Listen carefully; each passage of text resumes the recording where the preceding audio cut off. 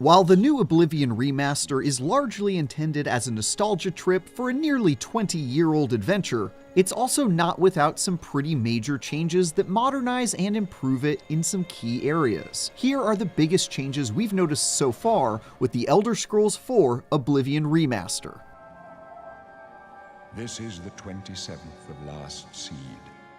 By far the biggest change with Oblivion Remastered is how it looks, of course. If you haven't played the original in a decade or more, you might be forgetting just how blurry the whole thing looked. This version is a massive step up with significantly higher frame rates, much more detailed textures, faces that actually look quite good sometimes, though also mostly goofy and cross-eyed like the original. And most importantly, lighting. That's such a big step up, it's actually kinda shocking. Obviously a no-brainer for a remaster, but hey, we'd be crazy not to give it a shout out. Oblivion Remastered also adds the option to sprint. And if you forgot this wasn't a thing in the original, then count yourself as lucky. Sprinting allows you to trek across Cyrodiil much faster. Sure, your stamina will drain in the act, leaving you out of breath, which is a new problem, but more than a fair trade for being able to move faster than the previously sluggish pace. There also seems to be some new physics with movement, from everything to how you swim a lot more naturally instead of sinking like a stone beneath the surface, and when moving uphill, you go more slowly and feel resistance, instead of flying across it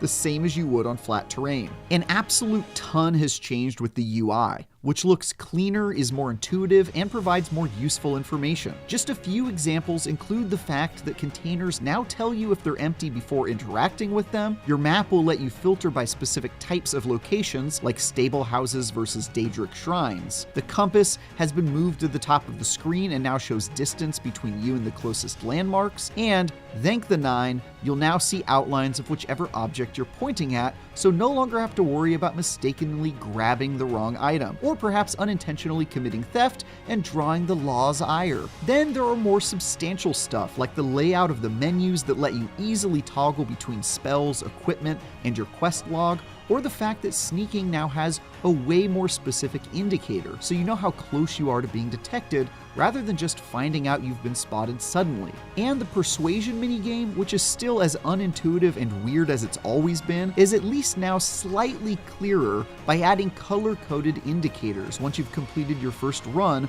with a new character, allowing you to see which things they like and dislike at a glance and act accordingly. The leveling system in Oblivion hasn't been entirely reworked, but the changes are pretty substantial, and basically combine Oblivion and Skyrim systems together into one that feels much better. When you selected your primary skills in the original, your character would only level up by increasing those skills, but in the remaster, now everything you do helps you progress to the next character level. You still level up attributes on a scale of 1 to 100, with a fresh batch of new points to spend after each advancement, but it feels a lot better knowing you won't eventually hit a progression brick wall like was pretty common with the original version. Virtuous Games has also said that scaling of enemies has been adjusted, so the unhinged system of enemies out-leveling you every couple levels should hopefully feel better. It will likely take a while to suss out just how much these changes have fixed the issues the original had, but it definitely would be an improvement if so. The third-person camera in Oblivion was almost entirely useless,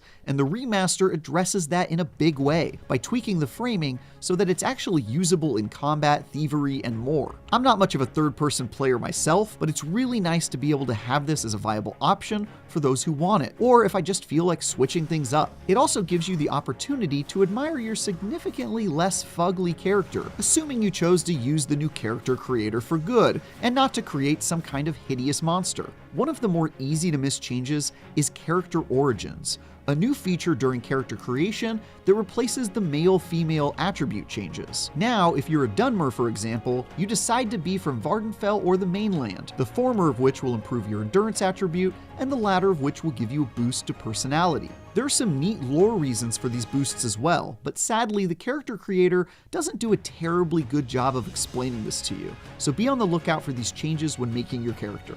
Look, I love hearing the same voice tell me that I have violated the law. Stop right there, criminal scum!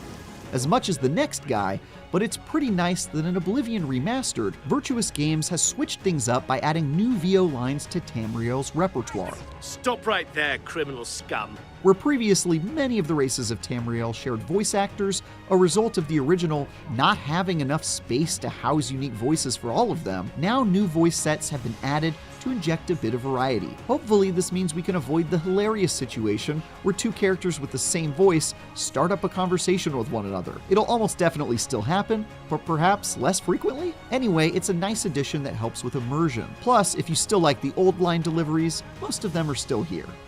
He ran off with someone else, so now the ring belongs to you. And that's it. Those are the biggest changes that jumped out to us after spending a couple days reliving the glory days of the third era of Tamriel. What other changes have you noticed? Let us know in the comments, and for everything else in the world of gaming, stick with IGN.